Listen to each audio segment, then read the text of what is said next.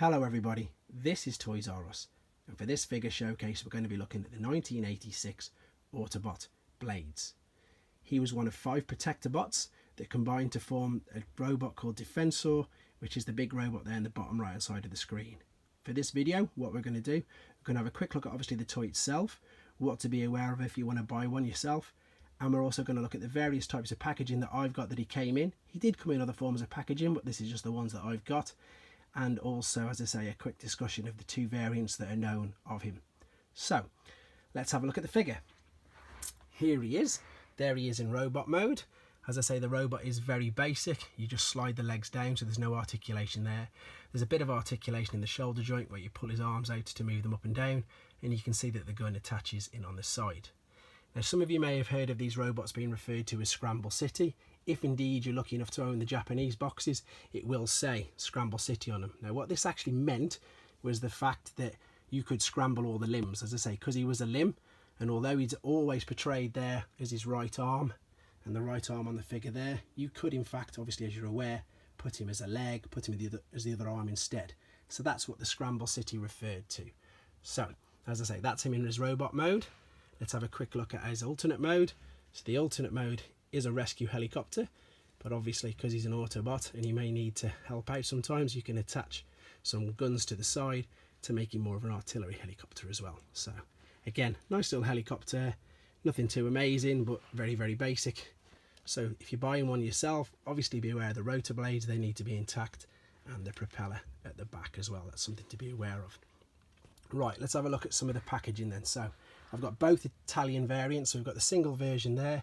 The good thing, as I say, about the Italian is it'll say Gig on the box, and they actually change it to Transformer. They also change his name as well, so his name is now Razor. And the cool thing again about these boxes, if I spin it round, is the artwork on the back. Now, someone's had the robot points off there, unfortunately, but you've got a battle scene there with Triptychon and Metroplex, and that's a different one to what you used to see. And the battle scene that you used to see in 1986 is that one. So there's your Metroplex and Triptychon battle scene, and as I say, that's the one that you're used to seeing. And again, it's Gig, so they've called it Transformer. Right, while we're here then, let's have a look at some of the Spanish and English gold release packaging. So obviously the one on the left is the English, it says Classic, and the one on the right is the Spanish one. These were released later on in 1990. And then if we have a quick look at the figure again, something else to be aware of if you are buying it, double check the gun all the time, because if the gun looks like that, it looks okay, it looks intact, but it's actually missing a little tab on the side there. You can't really see it. It's not there, but you can't see where it attaches, and it needs to be there so it can fit into the side. So if you're buying one yourself and you just see this gun, it needs to have a little notch on the side as well. Right. One other thing to mention while we're looking at this is that in 1986, when the figures were released, they had a metal chest, which is this one here, and it's to say it's just a darker coloured red there on his chest to the standard ones released after that were plastic. It's much more noticeable on the brand new ones there. You can see how much lighter that plastic is underneath there.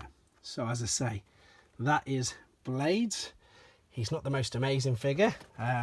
Obviously they've redone him with the Combiner Wars not so long ago, and they've obviously did the whole Defensor, but as I say, for the time, for when he was released, for the fact that he could combine to make a massive robot, made the figure really, really interesting. So hope you enjoyed looking at it. I hope it brought back some nice memories for you, and let me know what the figures you want me to showcase. Thanks very much. Bye bye.